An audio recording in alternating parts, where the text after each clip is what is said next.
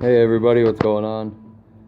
Today I changed the spark plugs on 2009 Ninja 250.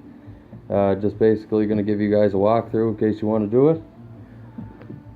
All you basically do is pull off your plug wires. You'll have to take the left side panel off first before you do this. Pull the plug wires off. I use the 5/8 socket with the short extension, and I just slipped it in. Usually got to go like this first, go up, and then let it drop down. I also have the one that came with the bike, has a rubber grommet inside. It's great to get the old spark plug out, great to put a new one in. This is my first time doing this job. I'm not a mechanic or anything. This took me about a half hour altogether.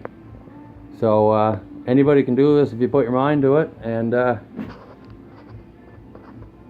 good luck.